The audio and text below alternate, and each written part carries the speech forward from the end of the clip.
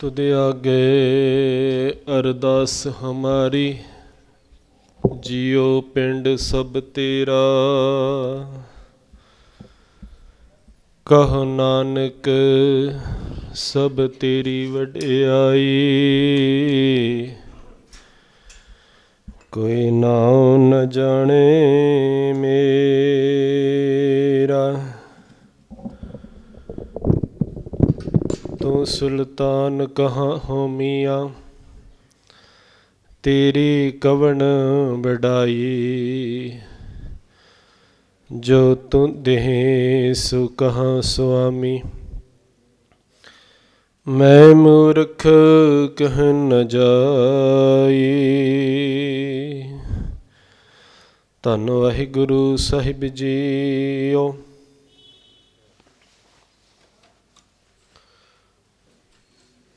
श्लोक महला पहला।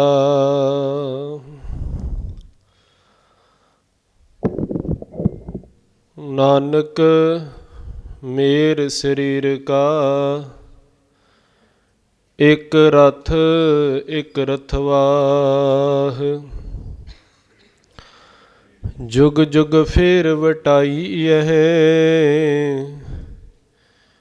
ज्ञानी बुझे ताह। सतजुग रथ संतोख का,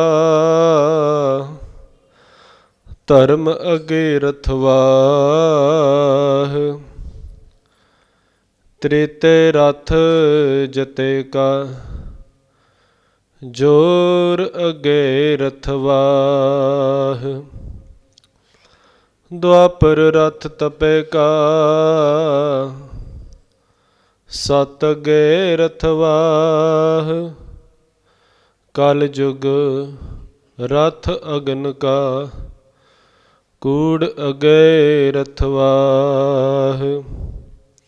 महला पहला। शाम कहे सितंबर स्वामी, सच में आछे सच रहे। सबको सच समावे,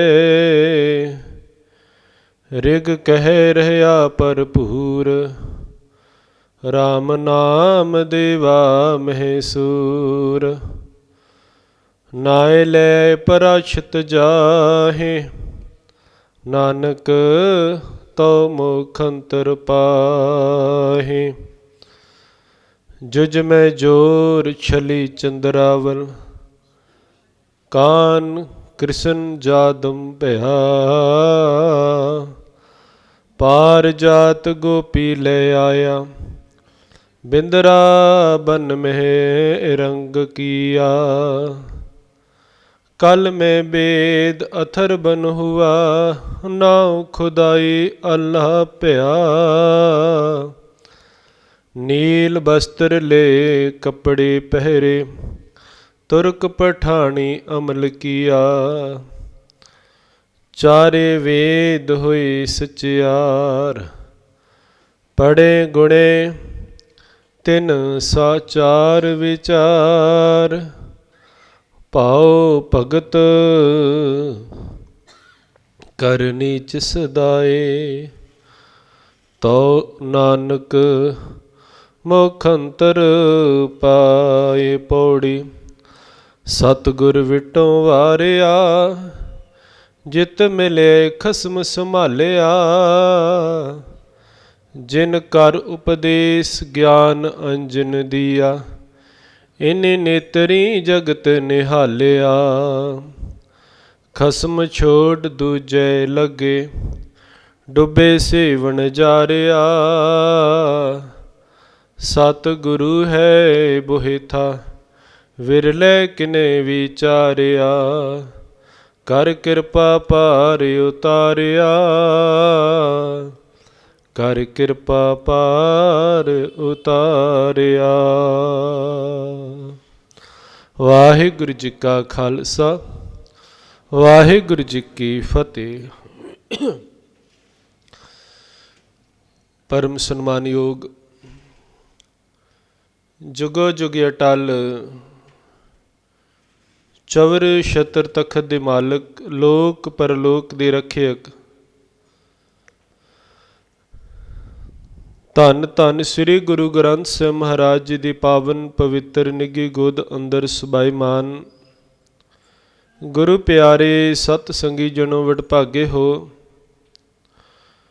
ਜੋ ਸਤਿਗੁਰ ਜੀ ਦੀ ਪਾਵਨ ਪਵਿੱਤਰ ਗੋਦ 'ਚ ਬੈਠ ਕੇ ਅੰਮ੍ਰਿਤ ਵੇਲੇ ਦੇ ਦੀਵਾਨਾਂ ਵਿੱਚ ਸੱਜ ਕੇ ਗੁਰਬਾਣੀ ਪੜ੍ਹ ਸੁਣ ਕੇ ਜੀਵਨ ਸਫਲਾ ਕਰ ਰਹੇ ਹੋ। ਦਾਸਰੇ ਤੋਂ ਪਹਿਲਾਂ ਆਪ ਜੀ ਨੇ ਹਜ਼ੂਰੀ ਰਾਗੀ ਜਥੇ ਪਾਸੋਂ ਗੁਰੂ ਨਾਨਕ ਪਾਤਸ਼ਾਹ ਦੀ ਪਵਿੱਤਰ ਬਾਣੀ ਆਸਾ ਦੀ ਵਾਰ ਦੇ ਹਰਜਿਸ ਕੀਰਤਨ ਸਰਵਣ ਕੀਤੇ। ਉਪਰੰਤ ਸਿੰਘ ਸਾਹਿਬਾਨ ਜੀ ਪਾਸੋਂ ਬੇਨਤੀਆਂ ਸਰਵਣ ਕੀਤੀਆਂ ਹਨ। ਹੁਣ ਸਮਾਂ ਲੜੀਵਾਰ ਚੱਲ ਰਹੇ ਗੁਰ ਸ਼ਬਦ ਵਿਚਾਰ ਦਾ, ਤੇ ਲੜੀ ਦੇ ਅਧੀਨ ਵੀ ਆਸਾ ਦੀ ਵਿਚਾਰ ਚੱਲ ਰਹੀ ਹੈ।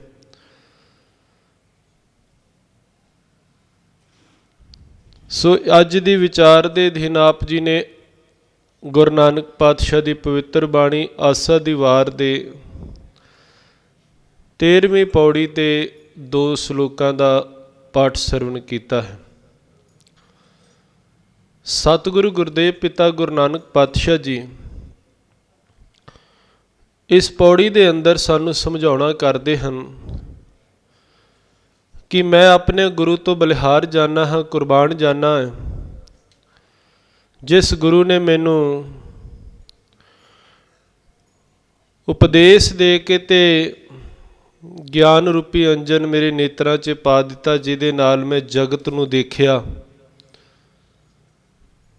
ਤੇ ਜਗਤ ਨੂੰ ਦੇਖਣ ਤੋਂ ਬਾਅਦ ਮੈਨੂੰ ਜਗਤ ਦੇ ਅਸਲੀਅਤ ਦੇ ਤੱਤ ਸਾਰ ਦੀ ਸਮਝ ਆ ਗਈ। ਜਗਤ ਤੇ ਅਸੀਂ ਵੀ ਦੇਖ ਰਹੇ ਹਾਂ, ਅਸੀਂ ਵੀ ਸਵੇਰੇ ਉੱਠ ਕੇ ਸ਼ਾਮ ਤੱਕ ਸੰਸਾਰ ਦੇਖਦੇ ਹਾਂ, ਪਰਿਵਾਰ ਦੇਖਦੇ ਹਾਂ, ਜਗਤ ਦੇਖ ਰਹੇ ਹਾਂ। ਲੇਕਿਨ ਇਸ ਸੰਸਾਰ ਨੂੰ ਦੇਖ ਕੇ ਅਸੀਂ ਇਹਦੇ ਵਿੱਚ ਖਚਤ ਹੁੰਦੇ ਹਾਂ, ਇਹਦੇ ਵਿੱਚ ਹੀ ਗਰਕ ਹੁੰਦੇ ਜਾ ਰਹੇ ਹਾਂ, ਇਹਦੇ ਲਈ ਹੀ ਬਰਬਾਦ ਹੁੰਦੇ ਜਾ ਰਹੇ ਹਾਂ। ਗੁਰੂ ਮਹਾਰਾਜ ਜੀ ਨੇ ਆਖਿਆ ਸੀਗਾ ਕਿ ਇਹ ਜਗਤ ਦੇਖ ਕੇ ਤੂੰ ਕੁਝ ਸਮਝਣਾ ਸੀਗਾ। ਆਨੰਦ ਸਾਹਿਬ 'ਚ ਆਪ ਜੀ ਨੇ ਗੁਰੂ ਅਮਰਦਾਸ ਜੀ ਦੇ ਬਚਨ ਪੜ੍ਹੇ। ਪਹਿਲੀ ਗੱਲ ਉਹਨੇ ਆਖਿਆ, ਇਹ ਵਿਸ ਸੰਸਾਰ ਤੁਮ ਦੇਖਦੇ ਇਹ ਹਰ ਕਾ ਰੂਪ ਹੈ। ਇਹ ਕੀ ਹੈ? ਹਰ ਕਾ ਰੂਪ ਹੈ। ਹਰ ਰੂਪ ਨਦਰੀ ਆਇਆ। ਇਸ ਵਿਸ ਸੰਸਾਰ ਜਿਹੜਾ ਤੂੰ ਦੇਖਦਾ ਪਿਆ ਨਾ, ਹਰੀ ਦਾ ਰੂਪ ਹੈ। ਮਤਲਬ ਕਿ ਜੋ ਸਿਰਜਣਾ ਹੈ, ਜੋ ਸ੍ਰਿਸ਼ਟੀ ਹੈ, ਜੋ ਰਚਨਾ ਹੈ ਪਰਮਾਤਮਾ ਦੀ, ਬਲਿਹਾਰੀ ਕੁਦਰਤ ਵਸਿਆ ਤੇਰਾ ਅੰਤ ਨਾ ਜਾਈ ਲਖਿਆ। ਇਹ ਪਹਾੜ, ਪੇੜ ਪੌਦੇ, ਜੀਵ ਜੰਤ, ਇਹ ਕੀ ਹਨ? ਇਹ ਹਰ ਕਾ ਰੂਪ ਹੈ। ਇਹ ਰੱਬ ਦਾ ਸਰਗੁਣ ਰੂਪ ਹੈ। 2 ਰੂਪ ਹਨ ਨਾ, ਨਿਰਗੁਣ ਤੇ ਸਰਗੁਣ। ਕਹਿੰਦੇ ਰੱਬ ਦਾ ਸਰਗੁਣ ਰੂਪ ਹੈ। ਹਰ ਰੂਪ ਨਦਰੀ ਆਇਆ। ਨਦਰੀ ਦਾ ਅਰਥ ਦਿਖ ਰਿਹਾ, ਜੋ ਦਿਖ ਰਿਹਾ ਰੂਪ, ਇਹ ਸਾਰਾ ਰੱਬ ਦਾ ਰੂਪ ਹੈ। ਸਭ ਦਾ ਰੱਬ ਦਾ ਰੂਪ ਹੀ ਨਜ਼ਰ ਆ ਰਿਹਾ ਹੈ। ਫਿਰ ਦੂਜਾ ਭਰਮ ਇਹ ਵੀ ਕੱਢ ਦਿੱਤਾ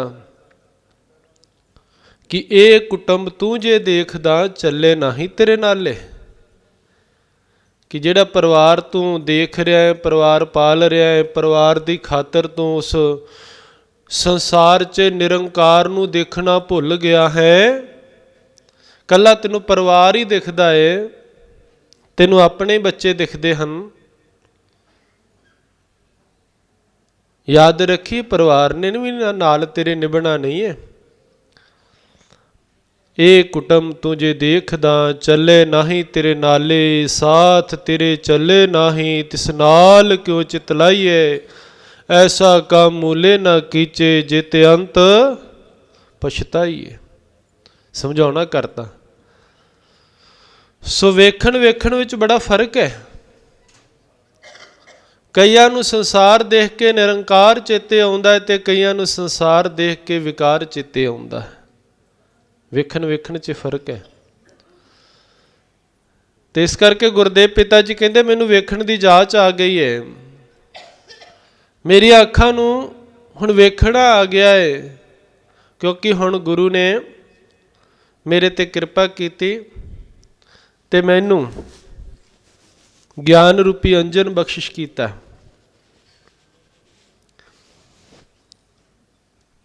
जिन कर उपदेश ज्ञान अंजन दिया, इन नेत्री जगत निहालिया। हुण मैनू समझ आ गई, इन्हां नेत्रां ने जगत नू देख लिया, सो रब नू देख लिया, पा लिया। पहले श्लोक दे विच गुरु नानक पातशाह जी जुगां दी गल करदे हन कि किवें लोग जुगां दे विच हर एक जुग दे विच गर्क हो रहे सन। फिर वेदां दी गल कीती कि वेदां दे विच की विचार दित्ती है।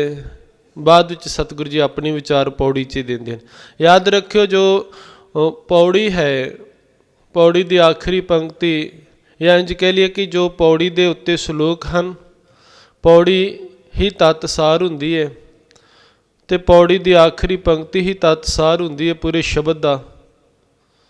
ते गुरदेव पिता जी इत्थे पहले श्लोक च कहते, नानक मेर शरीर का एक रथ एक रथवा।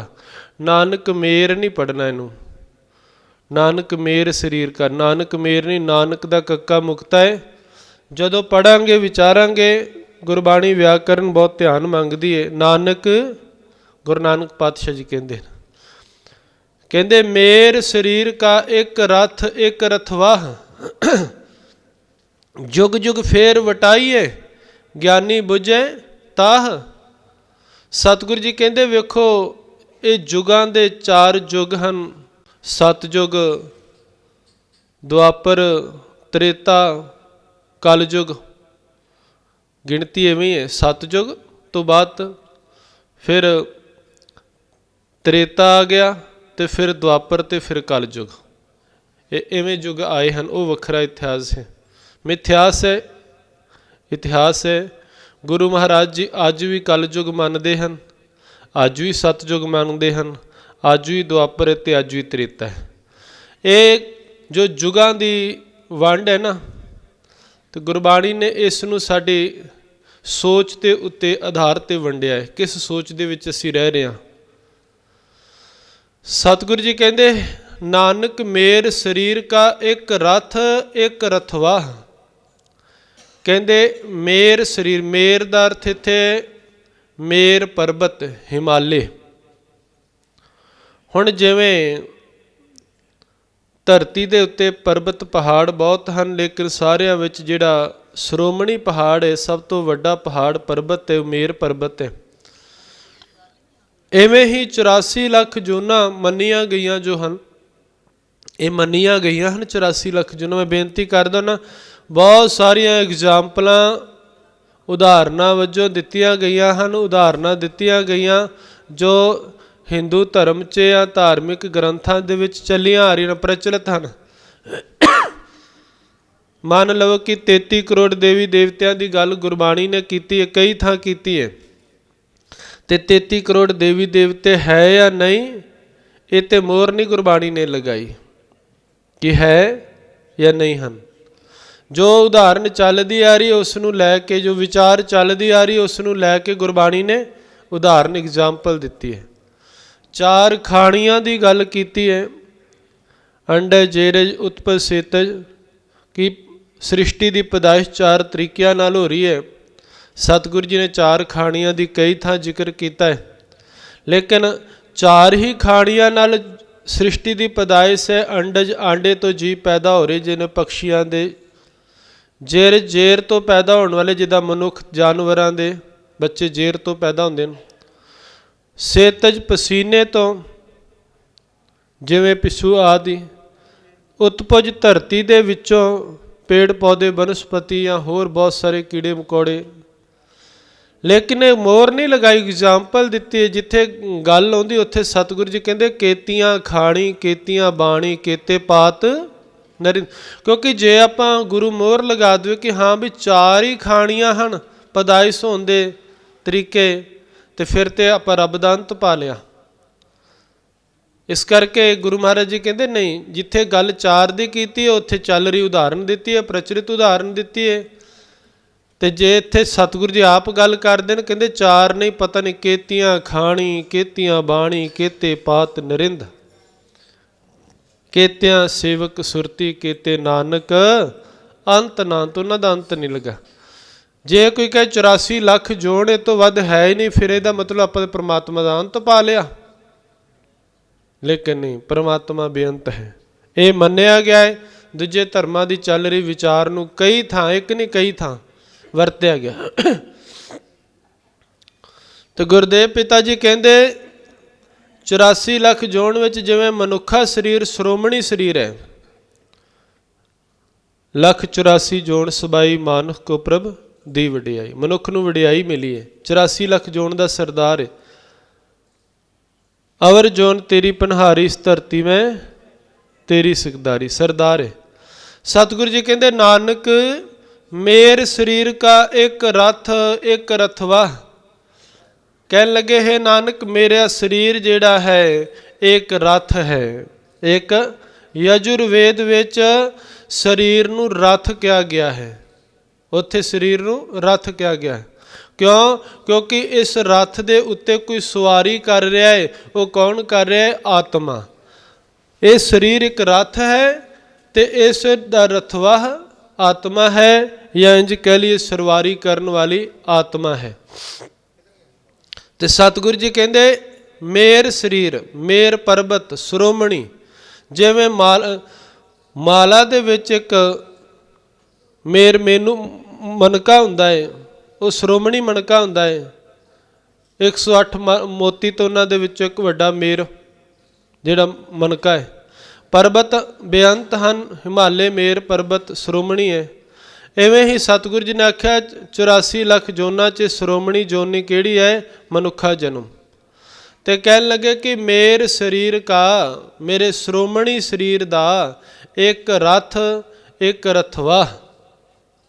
ਕਹਿੰਦੇ ਇਹਦਾ ਇੱਕ ਰਥ ਹੈ, ਜਾਂ ਮੇਰਾ ਸਰੀਰ ਇੱਕ ਰਥ ਹੈ ਤੇ ਇੱਕ ਹੀ ਇਹਦਾ ਰਥਵਾ ਹੈ, ਇਹਨੂੰ ਚਲਾਉਣ ਵਾਲਾ ਉਹ ਹੈ ਆਤਮਾ, ਰਥਵਾਹੀ।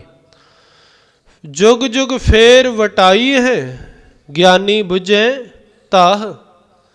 ਕਹਿੰਦੇ ਇਸ ਸਰੀਰ ਦਾ, ਇਸ ਆਤਮਾ ਦਾ ਜੁਗ ਜੁਗ ਫੇਰ ਵਟਾਈ ਹੈ। ਜੁਗ ਜੁਗ ਦੇ ਵਿੱਚ ਹਰ 4 ਯੁੱਗ ਹਨ ਤੇ ਹਰ ਇੱਕ ਯੁੱਗ ਦੇ ਵਿੱਚ ਇਸ ਸਰੀਰ ਵੀ ਬਦਲਦਾ ਰਿਹਾ ਤੇ ਇਹਦਾ ਰਥਵਾ, ਇਹਨੂੰ ਚਲਾਉਣ ਵਾਲੀ ਆਤਮਾ ਵੀ ਬਦਲਦੀ ਰਹੀ। ਯਾਦ ਰੱਖਿਓ, ਅੱਜ ਇਸ ਸਰੀਰ ਵਿੱਚ ਸਾਡੀ ਆਤਮਾ ਹੈ, ਕੱਲ ਨੂੰ ਮਰਨ ਤੋਂ ਬਾਅਦ ਇਸ ਆਤਮਾ ਨੇ ਦੂਜੇ ਸਰੀਰ 'ਚ ਟਰਾਂਸਫਰ ਹੋਣਾ ਹੈ। ਆਤਮਾ ਵੀ ਦੂਜੀ ਤੇ ਸਰੀਰ ਵੀ ਦੂਜਾ। ਠੀਕ ਹੈ ਜੀ। ਇਸ ਕਰਕੇ ਕਹਿਣ ਲੱਗੇ ਹਰ ਇੱਕ ਯੁੱਗ ਦੇ ਵਿੱਚ ਸਰੀਰ ਵੀ ਵੱਖਰਾ ਹੁੰਦਾ ਰਿਹਾ ਹੈ ਤੇ ਆਤਮਾ ਵੀ ਵੱਖਰੀ ਹੁੰਦੀ ਹੈ। ਆਨ ਕਿ ਇਹੀ ਸਰੀਰ ਹੋਵੇਗਾ ਤੇ ਇਹੀ ਆਤਮਾ ਹੋਵੇਗੀ, ਨਹੀਂ। ਜੁਗ ਜੁਗ ਫੇਰ ਵਟਾਈਏ। ਕਹਿੰਦੇ ਇਸ ਹਰ ਇੱਕ ਯੁੱਗ ਦੇ ਵਿੱਚ ਸਰੀਰ ਵੀ ਵਟਿਆ ਗਿਆ ਤੇ ਆਤਮਾ ਵੀ। ਇਸ ਕਰਕੇ ਰਥ ਵੀ ਤੇ ਰਥਵਾ ਵੀ। ਗਿਆਨੀ ਬੁੱਝੇ ਤਾਹੇ। ਤੇ ਇਸ ਗੱਲ ਦੀ ਸਮਝ ਸਿਰਫ ਗਿਆਨੀਆਂ ਨੂੰ ਆ ਸਕਦੀ, ਗਿਆਨ ਰੱਖਣ ਵਾਲੇ ਨੂੰ ਆ ਸਕਦੀ। ਜਿਹਨੂੰ ਇਸ ਗੱਲ ਦਾ ਗਿਆਨ ਹੈ ਕਿ ਜੁਗ ਜੁਗ ਫੇਰ ਵਟਾਈਏ, ਕਿ ਇਹ ਆਤਮਾ ਇਸੇ ਯੁੱਗ 'ਚ ਹੈ। ਕੋਈ ਸਾਡਾ ਭੈਣ ਹੈ, ਕੋਈ ਭਰਾ ਹੈ, ਕੋਈ ਧੀ ਹੈ, ਕੋਈ ਪੁੱਤ ਹੈ, ਕੋਈ ਮਾਂ ਹੈ, ਕੋਈ ਬੱਚਾ ਹੈ, ਕੋਈ ਪਤਨੀ ਹੈ। ਇਹ ਰਿਸ਼ਤੇਦਾਰੀ, ਇਹ ਸਰੀਰ, ਇਹ ਸੰਬੰਧ ਇਸੇ ਜਨਮ ਦਾ ਹੈ। ਇਸ ਤੋਂ ਬਾਅਦ, ਮਰਨ ਤੋਂ ਬਾਅਦ ਕੋਈ ਕਿਸੇ ਦਾ ਭਰਾ, ਪਤਨੀ, ਪੁੱਤ, ਧੀਆਂ, ਪੁੱਤਰ ਨਹੀਂ ਹਨ। ਕੋਈ ਕਿਸੇ ਦਾ ਨਹੀਂ। ਇੱਥੇ ਵੀ ਸਤਿਗੁਰੂ ਜੀ ਨੇ ਆਖਿਆ ਜਗਤ ਮੈਂ ਝੂਠੀ ਦੇਖੀ ਪ੍ਰੀਤ, ਆਪਣੇ ਹੀ ਸੁਖ ਸਿਉ ਸਭ ਲਾਗੇ, ਕਿਆ ਦਾਰਾ ਕਿਆ ਮੀਤ। ਇੱਥੇ ਵੀ ਸਾਰੇ ਆਪਣੇ ਸੁੱਖਾਂ ਕਰਕੇ ਹਨ। ਤੇ ਇਸ ਤੋਂ ਬਾਅਦ, ਮਰਨ ਤੋਂ ਬਾਅਦ ਜੇ ਕੋਈ ਕਹੇ ਜੀ ਅਸੀਂ ਦੂਜੀਆਂ ਜੂਨਾਂ 'ਚੋਂ ਹੀ ਭੈਣ ਭਰਾ ਰਹਿਣਾ, ਇਹ ਮੇਰਾ ਪੁੱਤਰ ਹੋਵੇਗਾ, ਇਹ ਮੇਰਾ ਪੁੱਤ ਪਿਓ ਹੋਵੇਗਾ, ਮਾਂ ਹੋਵੇਗੀ, ਸਤਿਗੁਰੂ ਜੀ ਕਹਿੰਦੇ ਨਹੀਂ, ਇਹ ਸਿਰਫ ਇਸੇ ਜਨਮ ਦਾ ਖੇਲ ਹੈ, ਉਸ ਤੋਂ ਬਾਅਦ ਕੁਝ ਨਹੀਂ। ਫਿਰ ਸਤਿਗੁਰੂ ਜੀ ਕਹਿਣ ਲੱਗੇ ਕਿ ਇਹ ਤਾਂ ਹਰ ਇੱਕ ਯੁੱਗ ਦੇ ਵਿੱਚ ਬਦਲਦਾ ਆਇਆ, ਹਰ ਇੱਕ ਜਨਮ 'ਚ ਬਦਲਦਾ ਆਇਆ ਹੈ, ਸਰੀਰ ਵੀ ਆਤਮਾ ਵੀ। ਹੁਣ ਸਤਿਗੁਰੂ ਜੀ ਇੱਥੇ ਯੁੱਗਾਂ ਦਾ ਗੱਲ ਕਰਦੇ ਹਨ। ਕਹਿੰਦੇ ਸਤਜੁਗ ਰਥ ਸਰੀਰ ਕਾ। ਸਤਜੁਗ ਗੱਗੇ ਨੂੰ ਸਿਹਾਰੀਏ। ਸਤਜੁਗ ਵਿੱਚ 4 ਯੁੱਗ ਸਨ ਨਾ, ਸਤਜੁਗ, ਦੁਆਪਰ, ਸਤਜੁਗ, ਤ੍ਰੇਤਾ, ਦੁਆਪਰ, ਕਲਯੁਗ, 4 ਯੁੱਗ ਹਨ ਨਾ। ਤੇ 4 ਯੁੱਗਾਂ ਦੀ ਸਤਿਗੁਰੂ ਜੀ ਇੱਥੇ ਗੱਲ ਕਰਦੇ ਹਨ। 4 ਯੁੱਗਾਂ ਦੇ ਹਾਲਾਤ ਬਿਆਨ ਕਰਦੇ ਹਨ ਕਿ ਉਸ ਸਮੇਂ ਇਹ ਸਰੀਰ ਤੇ ਆਤਮਾ ਕਿਵੇਂ ਸੀ, ਉਸ ਸਮੇਂ ਰਥ ਤੇ ਰਥਵਾ ਚਲਾਉਣ ਵਾਲੇ ਕਿਵੇਂ ਸੀ, ਉਸ ਸਮੇਂ ਕਿਸ ਚੀਜ਼ ਦਾ ਜ਼ੋਰ ਸੀ, ਕਿਸ ਚੀਜ਼ ਦਾ ਬੋਲਬਾਲਾ ਸੀ ਜ਼ਿਆਦਾ। ਸਤਜੁਗ ਦੀ ਪਹਿਲੋਂ ਗੱਲ ਕੀਤੀ। ਕਹਿੰਦੇ ਸਤਜੁਗ ਰਥ ਸੰਤੋਖ ਕਾ। ਧਰਮ ਅੱਗੇ ਰਥਵਾਹ। ਕਹਿੰਦੇ ਸਤਜੁਗ ਦੇ ਵਿੱਚ ਜਿਹੜਾ ਸਰੀਰ ਰੂਪੀ ਰਥ ਸੀ ਨਾ, ਉਹ ਬੜਾ ਸੰਤੋਖੀ ਸੀਗਾ। ਇੰਜ ਕਹਿ ਲਈਏ ਕਿ ਸਤਜੁਗ 'ਚ ਰਹਿਣ ਵਾਲੇ ਲੋਕ ਬੜੇ ਸੰਤੋਖੀ ਸਨ। ਕਿਉਂ? ਉਹ ਸਰੀਰ ਸੰਤੋਖੀ ਕਿਉਂ ਸਨ? ਕਿਉਂਕਿ ਸਰੀਰ ਨੂੰ ਚਲਾਉਣ ਵਾਲੀ ਆਤਮਾ ਜਿਹੜੀ ਰਥਵਾਹ ਸੀ ਨਾ, ਉਹ ਰਥਵਾਹ ਧਰਮ ਦਾ ਸੀ। ਯਾਨੀ ਕਿ ਆਤਮਾ ਧਰਮੀ ਸੀਗੀ, ਧਰਮ ਕਮਾਉਂਦੀ ਸੀਗੀ। ਤੇ ਧਰਮ ਕਿੱਥੇ ਹੁੰਦਾ ਹੈ? ਜਿੱਥੇ ਸੰਤੋਖ ਹੈ। ਸੰਤੋਖ ਨਹੀਂ ਤੇ ਧਰਮ ਨਾਂ ਦੀ ਕੋਈ ਚੀਜ਼ ਨਹੀਂ। ਇੰਜ ਕਹਿ ਲਈਏ, ਸਤਿਗੁਰੂ ਜੀ ਨੇ ਬਚਨ ਕੀਤੇ ਨਾ, ਤੌਲ ਧਰਮ ਦਇਆ ਕਾ ਪੂਤ। ਸੰਤੋਖ ਥਾਪ ਰੱਖਿਆ ਜਿਨ ਸੂਤ। ਕਹਿੰਦੇ ਤੌਲ ਧਰਮ ਦਇਆ ਕਾ ਪੂਤ। ਜਿੱਥੇ ਦਇਆ ਤੋਂ ਧਰਮ ਦੀ ਉਤਪਤੀ ਹੈ ਤੇ ਧਰਮੀ ਮਨੁੱਖ ਦੇ ਅੰਦਰ ਸੰਤੋਖ ਥਾਪ ਰੱਖਿਆ। ਧਰਮੀ ਮਨੁੱਖ ਕਿਵੇਂ ਬਣਦਾ ਹੈ? ਕਹਿੰਦੇ ਕਿਉਂਕਿ ਉਹਦੇ ਅੰਦਰ ਸੰਤੋਖ ਨੂੰ ਥਾਪ ਕੇ ਰੱਖਿਆ। ਸੰਤੋਖੀ ਮਨੁੱਖ ਧਰਮੀ ਹੈ। ਜਿਹਦੇ ਅੰਦਰ ਸੰਤੋਖ ਨਹੀਂ, ਉਹ ਧਰਮੀ ਨਹੀਂ। ਜੇ ਸੰਤੋਖ ਹੈ ਤੇ ਅਸੀਂ ਕਿਸੇ ਦਾ ਪਰਾਇਆ ਧਨ ਨਹੀਂ ਲੁੱਟਾਂਗੇ, ਨਹੀਂ ਚੋਰੀ ਕਰਾਂਗੇ, ਨਹੀਂ ਖਾਵਾਂਗੇ। ਸੰਤੋਖ ਹੈ ਤੇ ਅਸੀਂ ਆਪਣੇ ਦਿੱਤੇ 'ਚ ਸ਼ੁਕਰ ਕਰਾਂਗੇ। ਜੇ ਸੰਤੋਖ ਨਹੀਂ ਤੇ ਫਿਰ ਸਹਿਸ ਖਟੇ ਲੱਖ ਕੋ ਉਠਤਾਵੇ। ਤ੍ਰਿਪਤ ਨਾ ਆਵੇ ਮਾਇਆ ਪਾਛੇ ਪਾਵੇ। ਜੇ ਸੰਤੋਖ ਨਹੀਂ ਫਿਰ ਅੱਜ ਹਜ਼ਾਰਾਂ ਹਨ, ਲੱਖਾਂ ਹਨ, ਤਾਂ ਵੀ ਗਾਂ ਦੇ ਗਾਂ ਭੱਜਾਂਗੇ, ਲੁੱਟਮਾਰ ਕਰਾਂਗੇ, ਚੋਰੀਆਂ ਬੇਈਮਾਨੀਆਂ ਕਰਾਂਗੇ। ਸਹਿਸ ਖਟੇ ਲੱਖ ਕੋ ਉਠਤਾਵੇ। ਹਜ਼ਾਰਾਂ ਤੋਂ ਬਾਅਦ ਲੱਖਾਂ, ਲੱਖਾਂ ਤੋਂ ਬਾਅਦ ਕਰੋੜਾਂ ਨੂੰ ਭੱਜਾਂਗੇ। ਅਸੀਂ ਧਰਮੀ ਨਹੀਂ ਬਣ ਸਕਦੇ ਬਿਨਾਂ ਸੰਤੋਖ ਤੋਂ, ਬਿਨਾਂ ਦਇਆ ਤੋਂ। ਇਸ ਕਰਕੇ ਕਹਿੰਦੇ ਸਤਜੁਗ ਰਥ ਸੰਤੋਖ ਕਾ। ਧਰਮ ਅੱਗੇ ਰਥਵਾ। ਸਤਜੁਗ ਦੇ ਵਿੱਚ ਜਿਹੜਾ ਮਨੁੱਖ ਸੀ ਉਹ ਧਰਮੀ ਸੀਗਾ। ਧਰਮੀ ਹੋਣ ਕਰਕੇ ਉਹਦਾ ਜਿਹੜਾ ਸਰੀਰ ਰੂਪੀ ਰਥ ਸੀ ਉਹ ਸੰਤੋਖ ਦਾ ਸੀ, ਕਿਉਂਕਿ ਆਤਮਾ ਧਰਮੀ ਸੀਗੀ। ਤੇ ਅੱਜ ਵੀ ਉਹ ਸਤਜੁਗੀ ਹਨ ਜਿਹੜੇ ਧਰਮੀ ਹਨ ਤੇ ਜਿਨ੍ਹਾਂ ਦੇ ਅੰਦਰ ਸੰਤੋਖ ਹੈ। ਉਹ ਅੱਜ ਵੀ ਸਤਜੁਗੀ ਹਨ, ਸਤਜੁਗ ਭੋਗ ਰਹੇ ਹਨ। ਦੂਜੀ ਗੱਲ, ਕਿਉਂਕਿ ਹਰ ਇੱਕ ਯੁੱਗ ਦਾ ਸੁਭਾਅ ਵੱਖਰਾ ਵੱਖਰਾ ਹੈ। ਜਿਉਂ-ਜਿਉਂ ਯੁੱਗ ਬਦਲਦੇ ਰਹੇ, ਬੰਦੇ ਦਾ ਸੁਭਾਅ ਬਦਲਦਾ ਰਿਹਾ, ਬੰਦੇ ਦਾ ਨੇਚਰ ਬਦਲਦਾ ਰਿਹਾ। ਸਤਿਗੁਰੂ ਜੀ ਕਹਿੰਦੇ ਸਤਜੁਗ ਦੇ ਵਿੱਚ ਇਹ ਨਾ ਵੇਦਾਂ ਦੀ ਵਿਚਾਰ ਹੈ। ਇਹ ਜਿਹੜੇ ਧਾਰਮਿਕ ਹਿੰਦੂ ਵੀਰਾਂ ਦੇ ਵੇਦ ਹਨ ਨਾ, ਉਹਨਾਂ ਦੀ ਵਿਚਾਰ ਹੈ। ਲੇਕਿਨ ਐਸਾ ਕੁਝ ਸੀਗਾ ਨਹੀਂ ਸਤਜੁਗ 'ਚ ਵੀ ਜਿਹਨੂੰ ਸਤਜੁਗ ਕਹਿੰਦੇ ਨੇ। ਉਦੋਂ ਵੀ ਕੋਈ ਕਿਸੇ ਦੀ ਪਤਨੀ ਤੇ ਮੋਹਿਤ ਹੋ ਗਿਆ, ਇੰਦਰ ਵਰਗੇ, ਤੇ ਕੋਈ ਆਪਣੀ ਬੱਚੀ ਤੇ ਮੋਹਿਤ ਹੋ ਗਿਆ, ਫਿਰ ਉਹ ਸਤਜੁਗ ਕਾਹਦਾ ਸੀਗਾ? ਉਦੋਂ ਹੀ ਤੇ ਪਾਪ ਹੋ ਰਹੇ ਸਨ। ਇੰਦਰ ਗੌਤਮ ਰੱਖੀ ਦੀ ਪਤਨੀ ਅਹਿਲਿਆ ਦੇ ਉੱਤੇ ਮੂੰਹ ਕਾਲਾ ਕਰ ਲੈਂਦਾ ਹੈ ਤੇ ਬ੍ਰਹਮਾ ਜੀ ਆਪਣੀ ਬੱਚੀ ਦੇ ਉੱਤੇ ਜਿਹੜਾ ਮੋਹਿਤ ਹੋ ਜਾਂਦੇ ਹਨ। ਤੇ ਇਹ ਤੋਂ ਵੱਡਾ ਪਾਪ ਕੀ ਹੋ ਸਕਦਾ ਹੈ? ਤੇ ਇਸ ਕਰਕੇ ਸਤਜੁਗ ਦੇ ਵਿੱਚ ਵੀ ਸਾਰਾ ਕੁਝ ਇਹ ਪਾਪ ਚੱਲਦੇ ਸਨ। ਲੇਕਿਨ ਇਹ ਹਿੰਦੂ ਵੀਰਾਂ ਦੇ ਧਾਰਮਿਕ ਗ੍ਰੰਥਾਂ ਦੀ ਵਿਚਾਰ ਹੈ ਜੋ ਗੁਰੂ ਨਾਨਕ ਪਾਤਸ਼ਾਹ ਜੀ ਰੱਖ ਰਹੇ ਹਨ। ਇਸ ਕਰਕੇ ਮੈਂ ਕਈ ਵਾਰੀ ਬੇਨਤੀ ਕਰਦਾ, ਬਾਣੀ 'ਚ ਕਈ ਕੁਝ ਆਉਂਦਾ ਹੈ, ਗੁਰਬਾਣੀ 'ਚ ਕਈ ਉਦਾਹਰਨਾਂ ਵਜੋਂ, ਪ੍ਰਤੀਕ ਵਜੋਂ ਵਰਤੇ ਗਏ ਹਨ। ਇਹ ਨਾ ਭੁਲੇਖਾ ਪੈ ਜਾਇਆ ਕਰੇ ਕਿ ਗੁਰੂ ਨਾਨਕ ਹੀ ਕਹਿ ਰਿਹਾ ਹੈ, ਇਹ ਬਾਣੀ ਕਹਿ ਰਹੀ ਹੈ, ਗੁਰੂ ਕਹਿ ਰਿਹਾ। ਨਹੀਂ, ਉਸ ਨੂੰ ਇਸੇ ਕਰਕੇ ਤੇ ਆਖਿਆ, ਬਾਣੀ ਨੂੰ ਪੜ੍ਹਨ ਤੋਂ ਵੱਧ ਜ਼ਰੂਰੀ ਹੈ ਕਿ ਉਸ ਬਾਣੀ ਦੀ ਵਿਚਾਰ ਨਾਲ ਜੁੜਿਆ ਜਾਵੇ, ਬਾਣੀ ਨੂੰ ਸਮਝਿਆ ਜਾਵੇ। ਤੀਰਥ ਨਹਾਈਏ ਸੁਖ ਫਲ ਪਾਈਏ, ਮੈਲ ਨਾ ਲੱਗੇ ਕਾਈ। ਹੁਣ ਸਿੱਧ ਗੋਸ਼ਟ 'ਚ ਪੰਕਤੀ ਹੈ। ਅਤੇ ਅੱਜ ਕੱਲ੍ਹ ਤੁਸੀਂ ਵੇਖੋ, ਜਦੋਂ ਕੋਈ ਬਾਬੇ ਸਾਧ ਜਾਂ ਸੰਗਤਾਂ ਤੀਰਥਾਂ 'ਤੇ ਜਾਂਦੀਆਂ ਹਨ ਨਾ, ਯਾਤਰਾ 'ਤੇ, ਉਹ ਵੱਡੀਆਂ ਵੱਡੀਆਂ ਪੰਕਤੀਆਂ ਨੂੰ ਬੈਨਰ ਬਣਾ ਕੇ ਅਤੇ ਆਪਣੇ ਟਰੱਕਾਂ ਅੱਗੇ, ਬੱਸਾਂ ਅੱਗੇ ਲਗਾ ਲੈਂਦੇ ਹਨ ਕਿ ਵੇਖੋ ਗੁਰੂ ਨਾਨਕ ਪਾਤਸ਼ਾਹ ਜੀ ਕਹਿ ਰਹੇ ਨੇ, ਤੀਰਥ ਨਹਾਈਏ ਸੁਖ ਫਲ ਪਾਈਏ, ਮੈਲ ਨਾ ਲੱਗੇ ਕਾਈ, ਕਿ ਤੀਰਥਾਂ 'ਤੇ ਨਹਾਓ ਅਤੇ ਸੁੱਖਾਂ ਦੀ ਦਾਤ ਮਿਲੇਗੀ। ਲੇਕਿਨ ਸੱਚ ਜਾਣਿਓ, ਇਹ ਸਿੱਧ ਗੋਸ਼ਟ ਬਾਣੀ ਦੇ ਵਿੱਚ ਲਿਖਿਆ ਹੈ, ਲੇਕਿਨ ਇਹ ਗੁਰੂ ਨਾਨਕ ਪਾਤਸ਼ਾਹ ਦੀ ਵਿਚਾਰ ਨਹੀਂ। ਇਹ ਵਿਚਾਰ ਤੇ ਜੋਗੀਆਂ ਦੀ ਹੈ। ਜੋਗੀ ਕਹਿੰਦੇ ਹਨ ਕਿ ਅਸੀਂ ਹਾਟੀ ਬਾਟੀ ਰਹੇ ਨਿਰਾਲੇ, ਅਸੀਂ ਘਰ ਬਾਰ ਛੱਡ ਦਿੱਤਾ ਹੈ, ਅਸੀਂ ਜੰਗਲਾਂ 'ਚ ਰਹਿੰਦੇ ਹਾਂ, ਅਸੀਂ ਜੰਗਲਾਂ ਦੇ ਪੱਤੇ ਫਲ, ਅਸੀਂ ਮੂਲੀਆਂ ਗਾਜਰਾਂ ਖਾ ਕੇ ਗੁਜ਼ਾਰਾ ਕਰਦੇ ਹਾਂ, ਕੰਦ ਮੂਲ ਖਾ ਕੇ ਗੁਜ਼ਾਰਾ ਕਰਦੇ ਹਾਂ, ਅਸੀਂ ਤੀਰਥਾਂ 'ਤੇ ਜਾਂਦੇ ਹਾਂ, ਨਹਾਉਂਦੇ ਹਾਂ ਅਤੇ ਸਾਨੂੰ ਸੁੱਖਾਂ ਦੀ ਦਾਤ ਪ੍ਰਾਪਤ ਹੁੰਦੀ ਹੈ। ਉਹ ਕਹਿੰਦੇ ਹਨ ਕਿ ਤੀਰਥ ਨਹਾਈਏ ਸੁਖ ਫਲ ਪਾਈਏ। ਅਤੇ ਅਸੀਂ ਗੁਰੂ ਨਾਨਕ ਪਾਤਸ਼ਾਹ ਦੀ ਤੇ ਅੱਗੇ ਵਿਚਾਰ, ਉਹਨਾਂ ਨੇ ਅੱਗੇ ਵਿਚਾਰ ਦਿੱਤੀ ਹੈ ਕਿ ਭਾਈ ਸਤ ਸੰਗਤ ਰੂਪੀ ਤੀਰਥ 'ਚ ਜਾ ਕੇ ਮਨ ਦਾ ਇਸ਼ਨਾਨ ਕਰੀਏ, ਸ਼ਬਦ ਗੁਰੂ ਨਾਲ ਜੁੜੀਏ ਅਤੇ ਤਾਂ ਸੁੱਖ ਮਿਲਣੇ ਹਨ। ਸੁੱਖ ਸ਼ਬਦ ਵਿੱਚ ਹਨ, ਨਾ ਕਿ ਤੀਰਥਾਂ 'ਤੇ ਨਹਾਤਿਆਂ। ਉਹ ਤਾਂ ਪੰਕਤੀ ਲਿਖੀ ਨਹੀਂ, ਅਤੇ ਜੋਗੀਆਂ ਦੀਆਂ ਪੰਕਤੀਆਂ ਚੰਗੀਆਂ ਲੱਗੀਆਂ, ਉਹਨਾਂ ਦੀ ਵਿਚਾਰ ਚੰਗੀ ਲੱਗੀ, ਉਹ ਲਿਖ ਲਈ ਅਸੀਂ। ਇਸ ਕਰਕੇ ਬਾਣੀ ਪੜ੍ਹਨੀ ਵਿਚਾਰਨੀ ਜ਼ਰੂਰੀ ਹੈ।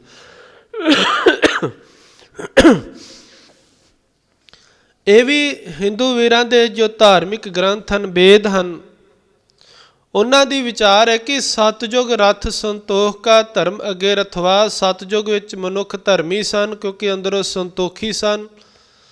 ਤ੍ਰੇਤੇ ਰਥ ਜਤੇ ਕਾ ਜੋਰ ਅੱਗੇ ਰਥਵਾ। ਅਤੇ ਤ੍ਰੇਤਾ ਯੁੱਗ ਆਇਆ, ਤ੍ਰੇਤੇ ਯੁੱਗ ਦੇ ਵਿੱਚ ਮਨੁੱਖ ਜਿਹੜਾ ਸੀ ਉਹ ਜ਼ੋਰਾਵਰ ਬਣਿਆ।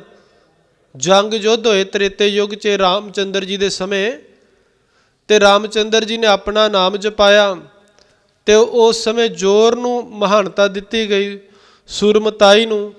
ਅਤੇ ਜਿਹੜਾ ਸੂਰਬੀਰ ਹੈ, ਜਿਹਦੇ ਪਾਸ ਜ਼ੋਰ ਹੈ, ਅਤੇ ਸਤਿਗੁਰੂ ਜੀ ਕਹਿਣ ਲੱਗੇ ਉਹਨੇ ਰੱਬ ਨੂੰ ਮਿਲਣ ਵਾਸਤੇ ਜਤੀ ਬਣਿਆ, ਜਤ ਨੂੰ ਧਾਰਨ ਕੀਤਾ, ਆਪਣੇ ਆਚਰਨ ਨੂੰ। ਜਤ ਦਾ ਅਰਥ ਹੈ ਆਚਰਨ, ਆਪਣੇ ਆਚਰਨ ਨੂੰ ਉੱਚਾ ਚੁੱਕਿਆ। ਇੰਝ ਕਹਿ ਲਈਏ ਕਿ ਤ੍ਰੇਤੇ ਯੁੱਗ ਦੇ ਲੋਕ ਬੜੇ ਜਤੀ ਅਤੇ ਬੜੇ ਜ਼ੋਰਵਾਨ ਸਨ, ਬਲਵਾਨ ਸਨ, ਤਾਕਤਵਰ ਸਨ। ਦੁਆਪਰ ਰਥ ਤਪੇ ਕਾ ਸਤ ਅੱਗੇ ਰਥਵਾ। ਅਤੇ ਦੁਆਪਰ ਜਿਹੜਾ ਆਇਆ, ਯੁੱਗ ਆਇਆ, ਅਤੇ ਕਹਿੰਦੇ ਦੁਆਪਰ ਰਥ ਤਪੇ ਕਾ। ਦੁਆਪਰ ਵਿਖੇ ਸਤਿਗੁਰੂ ਜੀ ਕਹਿੰਦੇ ਜਿਹੜਾ ਸਰੀਰ ਰੂਪੀ ਰਥ ਸੀ, ਇਹਦਾ ਰਥਵਾ ਜਿਹੜਾ ਸੀਗਾ ਉਹ ਸਤ ਬਣ ਗਿਆ, ਕਿਉਂਕਿ ਉਸ ਸਮੇਂ ਤਪ ਦੀ ਬੜੀ ਲੋੜ ਸੀ। ਦੁਆਪਰ ਦੇ ਸਮੇਂ ਬਹੁਤ ਜ਼ਿਆਦਾ ਤਪ ਕੀਤਾ ਜਾਂਦਾ ਸੀਗਾ। ਦੁਆਪਰ ਸਮਾਂ ਕਿਸ ਸਮੇਂ ਦਾ ਹੈ? ਕ੍ਰਿਸ਼ਨ ਭਗਵਾਨ ਜੀ ਦੇ ਸਮੇਂ ਨੂੰ, ਕ੍ਰਿਸ਼ਨ ਜੀ ਦੇ ਸਮੇਂ ਨੂੰ ਦੁਆਪਰ ਮੰਨਿਆ ਗਿਆ। ਅਤੇ ਉਸ ਸਮੇਂ ਜ਼ਿਆਦਾ ਜ਼ੋਰ ਜਿਹੜਾ ਸੀਗਾ ਉਹ ਸੱਤ 'ਤੇ, ਦਾਨ ਪੁੰਨ 'ਤੇ ਦਿੱਤਾ ਜਾਂਦਾ ਸੀ। ਅਤੇ ਉਸ ਸਮੇਂ ਬਹੁਤ ਫਿਰ ਧਰਮੀ ਬਣਨ ਵਾਸਤੇ ਲੋਕਾਂ ਨੇ ਤਪ ਦੇ ਸਾਧਨ ਅੱਗੇ ਰੱਖੇ ਅਤੇ ਬਹੁਤ ਤਪ ਕਰਦੇ ਸਨ। ਫਿਰ ਕਲਯੁਗ ਰਥ ਅਗਨ ਕਾ ਕੂੜ ਅੱਗੇ ਰਥਵਾਹ। ਅਤੇ ਕਹਿੰਦੇ ਇਹ ਹੁਣ ਚੱਲ ਰਿਹਾ ਹੈ ਕਲਯੁਗ। ਕਲਯੁਗ ਦਾ ਜਿਹੜਾ ਰਥ ਹੈ ਨਾ, ਇਹ ਮਨੁੱਖ ਦਾ ਸਰੀਰ ਰੂਪੀ ਰਥ ਜਿਹੜਾ ਕਲਯੁਗ ਵਿੱਚ ਹੈ। ਇੰਝ ਕਹਿ ਰਹੀ ਜਿਹੜੇ ਕਲਯੁਗੀ ਜੀਵ ਹਨ, ਉਹਨਾਂ ਦਾ ਕਹਿਣ ਲੱਗੇ ਕਲਯੁਗ ਰਥ ਅਗਨ ਕਾ ਕੂੜ ਅੱਗੇ ਰਥਵਾ। ਇਹ ਅਗਨ ਦਾ ਮਤਲਬ ਅੱਗ, ਤ੍ਰਿਸ਼ਨਾ ਦੀ ਅੱਗ, ਮਾਇਆ ਦੀ ਤ੍ਰਿਸ਼ਨਾ ਦੀ ਅੱਗ, ਅੱਗ ਦਾ ਰਥ ਹੈ। ਤੈਨੂੰ ਚਲਾਉਣ ਵਾਲੀ ਜਿਹੜੀ ਆਤਮਾ ਹੈ ਉਹ ਕੂੜ ਹੈ, ਝੂਠ ਹੈ। ਕੂੜ ਫਿਰੇ ਪ੍ਰਧਾਨ ਵੇ ਲਾ ਲਓ। ਲੇਕਿਨ ਇਹ ਜ਼ਰੂਰੀ ਨਹੀਂ। ਕਲਯੁਗ ਦੇ ਵਿੱਚ ਵੀ ਜਿਹੜੇ ਹਨ ਧਰਮੀ ਲੋਕ ਹੋਏ, ਸਤੀ ਹੋਏ, ਜਤੀ ਹੋਏ। ਸਾਡਾ ਗੁਰੂ ਕਾਲ ਆ, ਸਾਡਾ ਇਤਿਹਾਸ ਹੈ ਹੀ ਕਲਯੁਗ ਦਾ। ਆ 500 ਸਾਲ ਪੁਰਾਣਾ ਹੀ ਹੈ ਸਾਡਾ ਇਤਿਹਾਸ। ਸਾਡੇ ਗੁਰੂ ਗੁਰਸਿੱਖ ਬੰਦਗੀ ਭਗਤੀ ਵਾਲੀਆਂ ਰੂਹਾਂ ਸਭ ਕਲਯੁਗ 'ਚ ਹੋਈਆਂ, ਅਤੇ ਇਹ ਸਭ ਦੁਆਪਰ, ਤ੍ਰੇਤੇ, ਸਤਯੁਗ ਨੂੰ ਸਭ ਫੇਲ ਕਰ ਗਏ। ਇਹੋ ਜਿਹਾ ਜੀਵਨ, ਉੱਚਾ ਆਚਰਣ ਬਤੀਤ ਕਰਕੇ ਗਏ। ਸੋ ਇਹ ਉਹਨਾਂ ਦੀ ਵਿਚਾਰ ਹੈ, ਇਸ ਗੁਰੂ ਨਾਨਕ ਪਾਤਸ਼ਾਹ ਦੀ ਵਿਚਾਰ ਨਹੀਂ ਹੈ। ਮਹਿਲਾ ਪਹਿਲਾ ਅਗਲੇ ਸ਼ਲੋਕ ਦੇ ਵਿੱਚ ਵਿਚਾਰ ਫਿਰ ਕਰਦੇ ਹਨ। ਗੁਰੂ ਨਾਨਕ ਪਾਤਸ਼ਾਹ ਉਹਨਾਂ ਦੇ ਧਰਮਾਂ ਦੇ ਗ੍ਰੰਥਾਂ ਦੀ ਵਿਚਾਰ ਹੀ ਦਿੰਦੇ ਹਨ। ਕਹਿੰਦੇ ਸ਼ਾਮ ਕਹੇ ਸਿਤੰਬਰ ਸੁਆਮੀ, ਸੱਚ ਮੈਂ ਆਛੇ ਸਾਚ ਰਹੇ। ਚਾਰ ਵੇਦ ਹਨ, ਸ਼ਾਮ ਵੇਦ, ਰਿਗ ਵੇਦ। ਇਸ ਤਰੀਕੇ ਯਜੁਰਵੇਦ, ਇਹਨਾਂ ਦੇ ਆਪਣੇ ਆਪਣੇ ਵੇਦਾਂ ਦਾ ਜਿਹੜਾ ਅਥਰਵਨ, ਇਹ ਚਾਰਾਂ ਵੇਦਾਂ ਦਾ ਆਪਣਾ ਆਪਣਾ ਜਿਹੜਾ ਸੁਭਾਵ ਸੀ, ਚਾਰਾਂ ਵੇਦਾਂ ਦੇ ਵਿੱਚ ਕੀ ਹੋ ਰਿਹਾ ਸੀਗਾ, ਕੀ ਹੋਇਆ ਹੈ, ਉਹਦੀ ਉਦਾਹਰਨ ਦਿੰਦੇ ਹਨ। ਕਹਿਣ ਲੱਗੇ ਸ਼ਾਮ ਕਹੇ ਸਿਤੰਬਰ ਸੁਆਮੀ, ਸੱਚ ਮੈਂ ਆਛੇ ਸਾਚ ਰਹੇ। ਸ਼ਾਮ ਵੇਦ ਦੀ ਵਿਚਾਰ ਹੈ ਕਿ ਸ਼ਾਮ ਵੇਦ ਦੇ ਵਿਚਾਰ ਹੈ ਕਿ ਸਤਯੁਗ ਦੇ ਵਿੱਚ ਪਰਮਾਤਮਾ ਨੂੰ ਸਿਤੰਬਰ ਸੁਆਮੀ, ਸਿਤੰਬਰ ਸੁਆਮੀ ਕਹਿ ਕੇ ਪਰਮਾਤਮਾ ਨੂੰ ਪੂਜਿਆ ਜਾਂਦਾ ਸੀ। ਸ਼ੇਤ ਅੰਬਰ, ਚਿੱਟੇ ਬਸਤਰ ਵਾਲੇ ਪਰਮਾਤਮਾ। ਤੇ ਕਹਿਣਗੇ ਸ਼ਾਮ ਕਹੇ ਸ਼ਾਮ, ਸ਼ਾਮ ਵੇਦ, ਉਹਦੀ ਵਿਚਾਰ ਹੈ ਕਿ ਸਿਤੰਬਰ ਸੁਆਮੀ ਸੱਚ ਮੇਂ ਆਛੇ ਸਾਚ ਰਹੇ।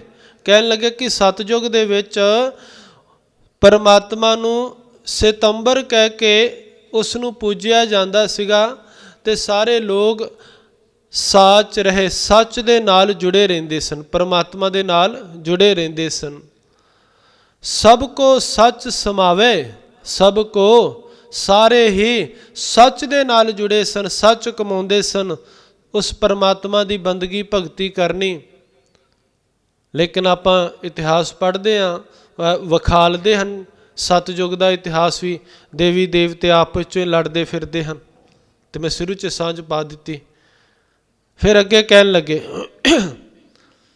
ਰਿਗ ਕਹੈ ਰਹਿਆ ਭਰਪੂਰ, ਰਾਮ ਨਾਮ ਦੇਵਾ ਮੈਂ ਸੂਰ। ਰਿਗਵੇਦ ਕਹਿੰਦਾ ਹੈ ਕਿ ਤ੍ਰੇਤੇ ਦੇ ਵਿੱਚ, ਤ੍ਰੇਤਾ ਯੁੱਗ ਆਇਆ ਤੇ ਤ੍ਰੇਤੇ ਦਾ ਅਵਤਾਰੀ ਪੁਰਖ ਰਾਮ ਜੀ ਨੂੰ ਮੰਨਿਆ ਗਿਆ। ਕਹਿੰਦੇ ਜਦੋਂ ਤ੍ਰੇਤਾ ਯੁੱਗ ਆਇਆ ਹੈ ਤੇ ਉਹਦੇ ਵਿੱਚ ਰਾਮ ਨਾਮ ਦੇਵਾ ਮੈਂ ਸੂਰ।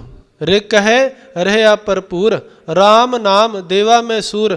ਕਹਿੰਦੇ ਰਾਮ ਚੰਦਰ ਜੀ ਦਾ ਨਾਮ, ਰਾਮ ਨਾਮ ਦੇਵਾ ਮੈਂ ਸੂਰ। ਦੇਵਤਿਆਂ ਵਿੱਚ ਸੂਰ ਦਾ ਅਰਥ ਸੂਰਜ।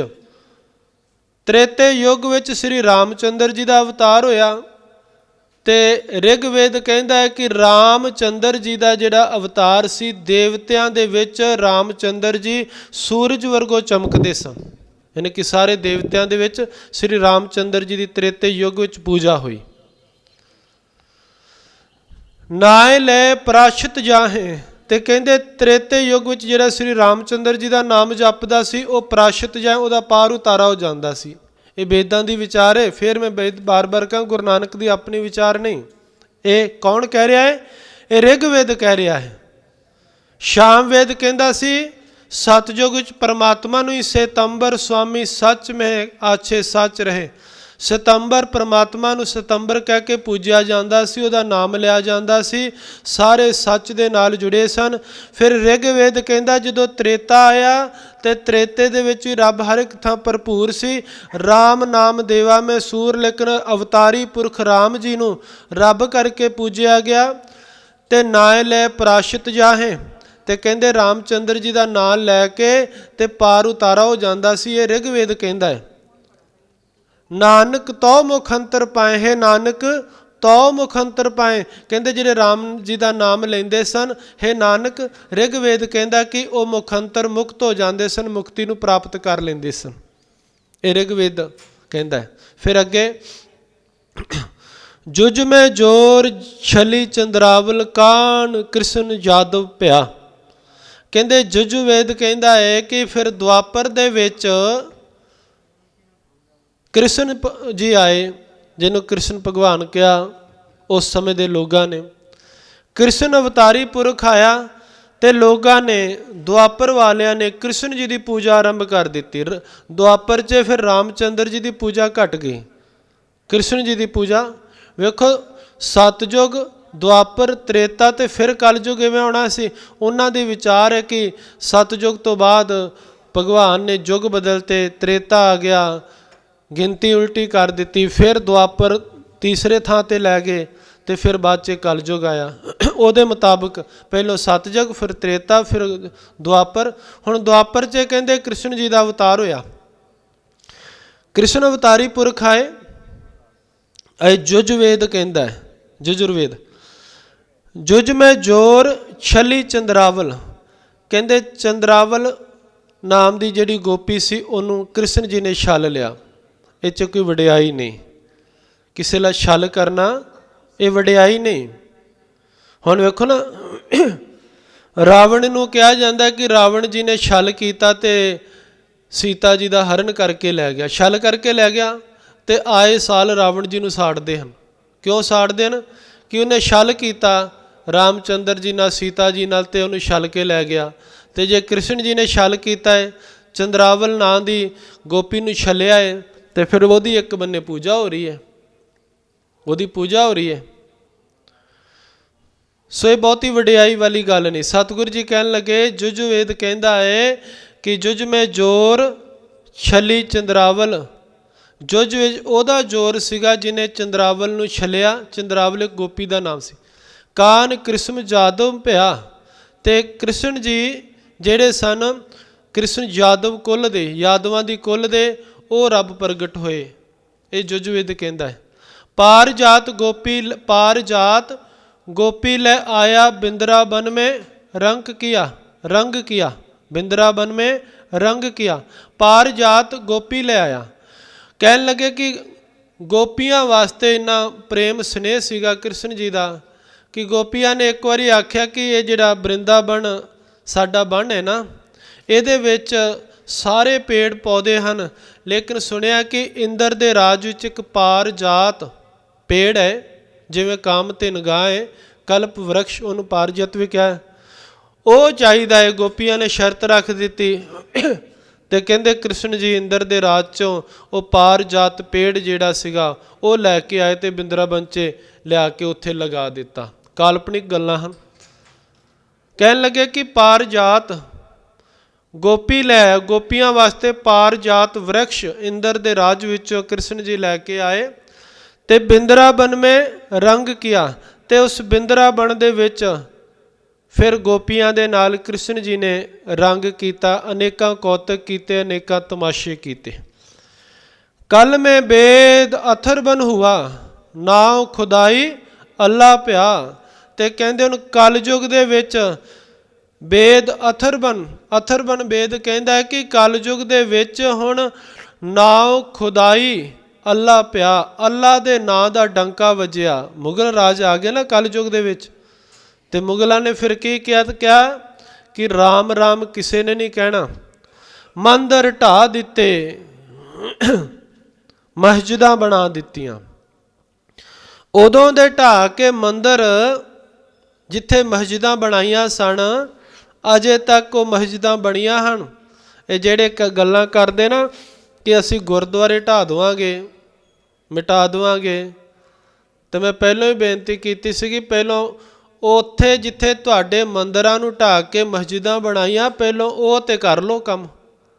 ਇੱਕ ਮੰਦਰ ਨੂੰ ਢਾ ਕੇ ਮਸਜਿਦ ਬਣਾਈ, ਬਾਬਰ ਮਸਜਿਦ, ਉਹ ਸਾਲਾਂ ਦੇ ਸਾਲ ਲੱਗ ਗਏ, ਸਾਲਾਂ ਦੇ ਸਾਲ ਲੱਗ ਗਏ, ਉੱਥੇ ਮੰਦਰ ਨਹੀਂ ਬਣਾ ਪਏ। ਹੁਣ ਜਾ ਕੇ ਆ ਕੇ ਕਿਤੇ ਕੰਮ ਸਿਰੇ ਚੜਿਆ। ਇਹੋ ਜਿਹੇ ਇੱਕ ਨਹੀਂ, ਇਹ ਤੇ ਇੱਕ ਉਦਾਹਰਣ ਹੈ।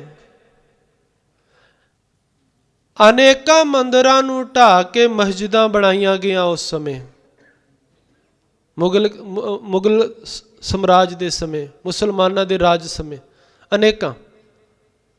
ਅਨੇਕਾਂ ਸ਼ਹਿਰਾਂ ਦੇ ਨਾਮ ਵੀ ਅਜੇ ਵੀ ਮੁਸਲਮਾਨਾਂ ਦੇ ਨਾਮ ਤੋਂ ਹਨ। ਸੋ ਇਸ ਕਰਕੇ ਕਹਿੰਦੇ ਕਲਯੁਗ ਜਦੋਂ ਸਮਾਂ ਆਇਆ, ਇਹ ਸਭ ਤੋਂ ਭਿਆਨਕ ਆਇਆ। ਕਲਯੁਗ ਦੇ ਵਿੱਚ ਬੜਾ ਪਾਪ ਹੋਇਆ ਜੋ ਇਹ ਚੱਲ ਰਿਹਾ ਹੈ। ਤੇ ਕਹਿਣ ਲੱਗੇ ਕਲ ਮੈਂ ਬੇਦ ਅਥਰਬਨ ਹੁਆ। ਅਥਰਬਨ ਬੇਦ ਕਹਿੰਦਾ ਕਿ ਕਲਯੁਗ ਦੇ ਵਿੱਚ ਨਾਉ ਖੁਦਾਈ ਅੱਲਾ ਪਿਆ। ਇੱਥੇ ਮੁਗਲ ਰਾਜ ਹੋਇਆ, ਇੱਥੇ ਅੱਲਾ ਦਾ ਨਾਂ ਜਿਹੜਾ ਸੀ ਗੂੰਜਣ ਲੱਗ ਪਿਆ। ਨੀਲ ਬਸਤਰ ਲੈ ਕੱਪੜੇ ਪਹਿਰੇ, ਤੁਰਕ ਪਠਾਣੀ ਅਮਲ ਕੀਆ। ਇੱਥੇ ਤੇ ਫਿਰ ਨੀਲੇ ਬਸਤਰ ਪਹਿਨਣ ਦਾ ਹੁਕਮ ਹੋ ਗਿਆ। ਜਦੋਂ ਕੋਈ ਕਚਹਿਰੀ 'ਚ ਜਾਂਦਾ ਸੀ, ਆਪਣੀ ਫਰਿਆਦ ਕਰਨ ਰਾਜੇ ਦੇ ਸਾਹਮਣੇ ਜਾਂਦਾ ਸੀ, ਉਹਦੇ ਵਾਸਤੇ ਹੁਕਮ ਸੀਗਾ ਕਿ ਬਾਹਰ ਟੰਗਿਆ ਹੋਇਆ ਨੀਲਾ ਬਸਤਰ ਜਿਹੜਾ ਹੈ ਉਹ ਆਪਣੇ ਤਨ ਤੇ ਪਾ ਕੇ ਫਿਰ ਫਰਿਆਦੀ ਬਣ ਕੇ ਆਉਂਦਾ ਸੀਗਾ। ਤੇ ਉਹ ਵੀ ਪਤਾ ਨਹੀਂ ਕਿੰਨੇ ਇੱਕ ਲੋਕ ਪਾਉਂਦੇ ਸਨ, ਗੰਦਾ ਬਦਬੂ ਆਉਂਦੀ ਸੀ, ਇੰਨਾ ਬੇਇੱਜ਼ਤ ਕੀਤਾ ਜਾਂਦਾ ਸੀ। ਉਹੀ ਗੰਦਾ ਹਰ ਕੋਈ ਬਸਤਰ ਪਾ ਕੇ ਤੇ ਇੱਕ ਫਰਿਆਦੀ ਬਣ ਕੇ ਹੱਥ ਜੋੜ ਕੇ ਫਿਰ ਰਾਜੇ ਦੇ ਸਾਹਮਣੇ ਪੇਸ਼ ਹੁੰਦਾ ਸੀਗਾ। ਇਹੋ ਜਿਹਾ ਸਮਾਂ ਸੀ ਤੇ ਅੱਲਾ ਦੇ ਨਾਂ ਦੇ ਇੱਥੇ ਗੂੰਜਾਂ ਪੈਂਦੀਆਂ ਸਨ। ਰਾਮ ਨਾਮ ਕਹਿਣ ਤੇ ਪਾਬੰਦੀ ਲਗਾ ਦਿੱਤੀ ਸੀਗੀ, ਮੰਦਰਾਂ ਨੂੰ ਢਾਹ ਦਿੱਤਾ ਸੀਗਾ, ਮਸਜਿਦਾਂ ਬਣਾ ਦਿੱਤੀਆਂ। ਇਹ ਕਲਯੁਗ ਦੇ ਸਮੇਂ ਦੀ ਗੱਲ ਹੈ। ਤੇ ਗੁਰਦੇਵ ਪਿਤਾ ਜੀ ਕਹਿੰਦੇ ਫਿਰ ਬਾਅਦ ਦੇ ਵਿੱਚ ਨੀਲ ਬਸਤਰਲੇ ਕੱਪੜੇ ਪਹਿਰੇ, ਤੁਰਕ ਪਠਾਣੀ ਅਮਲ ਕੀਆ, ਚਾਰੇ ਵੇਦ ਹੋਏ ਸਚਿਆਰ, ਪੜ੍ਹੇ ਗੁਣੇ ਤਿੰਨ ਚਾਰ ਵਿਚਾਰ। ਸਤਿਗੁਰੂ ਜੀ ਕਹਿੰਦੇ ਚਾਰਾਂ ਵੇਦਾਂ ਦੀ ਆਪਣੀ ਵਿਚਾਰ ਹੈ ਭਾਈ। ਉੱਤੇ ਜੋ ਦੱਸਿਆ ਤੇ ਹੁਣ ਥੱਲੇ ਯੁਗਾਂ ਦਾ ਵੀ ਹਿਸਾਬ ਦੱਸ ਦਿੱਤਾ ਕਿ ਸਤਯੁਗ ਦੇ ਵਿੱਚ ਸਤੰਬਰ ਕਹਿ ਕੇ ਪਰਮਾਤਮਾ ਨੂੰ ਪੂਜਿਆ ਗਿਆ। ਤ੍ਰੇਤੇ 'ਚ ਰਾਮਚੰਦਰ ਜੀ ਦੀ ਪੂਜਾ ਕਰਦੇ ਰਹੇ ਲੋਕ ਤੇ ਕਹਿੰਦੇ ਸਨ ਰਾਮਚੰਦਰ ਜੀ ਨੂੰ ਪੂਜ ਕੇ ਮੁਕਤੀ ਮਿਲਦੀ ਹੈ। ਦੁਆਪਰ ਵਿੱਚ ਕ੍ਰਿਸ਼ਨ ਜੀ ਦੀ ਪੂਜਾ ਤੇ ਕਲਯੁਗ ਦੇ ਵਿੱਚ ਇਹੋ ਜਿਹਾ ਪਾਪ ਵਰਤਿਆ ਕਿ ਅੱਲਾ ਦੇ ਨਾਂ ਦਾ ਇੱਥੇ ਡੰਕਾ ਵੱਜਿਆ। ਤੇ ਲੇਕਿਨ ਸੱਚ ਹੁਣ ਗੁਰੂ ਨਾਨਕ ਪਾਤਸ਼ਾਹ ਜੀ ਆਪਣੀ ਵਿਚਾਰ ਜਿਹੜੀ ਉਹ ਆਖਰੀ ਪੰਕਤੀ 'ਚ ਦੇ ਰਹੇ ਹਨ। ਕੀ ਕਹਿ ਰਹੇ ਹਨ?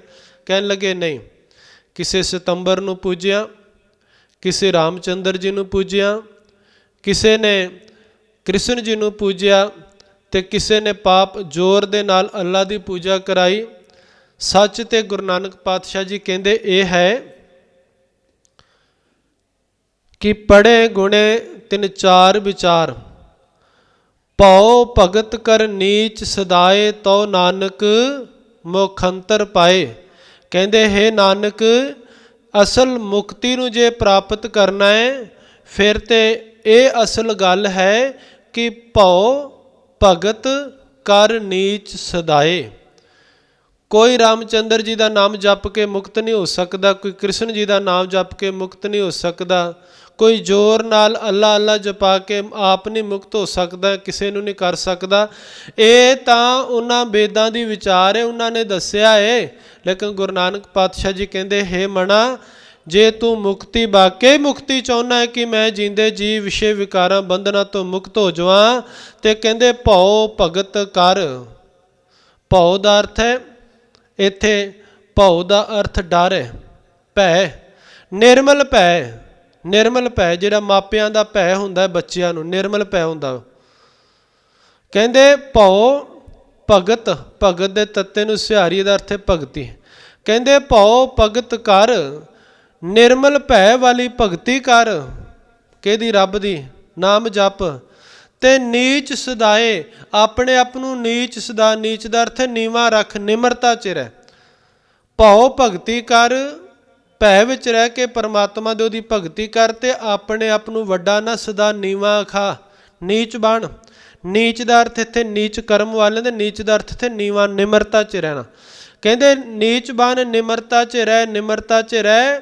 ਤਉ ਨਾਨਕ ਮੁਖ ਅੰਤਰ ਪਾਏ, ਹੈ ਨਾਨਕ ਤਾਂ ਮੁਖ ਅੰਤਰ, ਮੋਖ ਦਾ ਦਰਵਾਜ਼ਾ, ਮੁਕਤੀ ਤੂੰ ਪ੍ਰਾਪਤ ਕਰ ਸਕਦਾ ਹੈ ਜੇ ਪਰਮਾਤਮਾ ਦੇ ਨਿਰਮਲ ਭਉ ਦੀ, ਭਉ ਨਾਲ ਬੰਦਗੀ ਕਰੇ, ਭਗਤੀ ਕਰੇ ਤੇ ਆਪਣੇ ਆਪ ਨੂੰ ਨੀਵਾਂ ਅਖਵਾਵੇਂ, ਨੀਵਾਂ ਬਣ ਕੇ ਰਵੇਂ।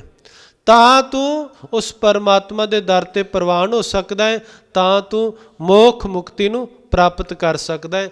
ਅੱਗੇ ਪੌੜੀ, ਸਤਿਗੁਰ ਵਿਟੋ ਵਾਰਿਆ ਜਿਤ ਮਿਲਿਆ ਖਸਮ ਸੰਭਾਲਿਆ। ਇਸ ਦੀ ਵਿਚਾਰ ਕੱਲ ਦੀ ਦੀਵਾਨਾਂ 'ਚ ਸਾਂਝ ਪਾਵਾਂਗੇ। ਸੋ ਸਤਿਗੁਰੂ ਜੀ ਪ੍ਰੇਮਾ ਭਗਤੀ, ਪਰਮਾਤਮਾ ਦੇ ਭੈ 'ਚ ਰਹਿ ਕੇ ਭਗਤੀ ਕਰਕੇ ਨੀਵੇਂ ਚੱਲਣ ਦੇ ਵਿੱਚ ਹੀ ਸਤਿਗੁਰੂ ਜੀ ਕਹਿੰਦੇ ਤੇਰਾ ਜੀਵਨ ਮੁਕਤ ਹੈ।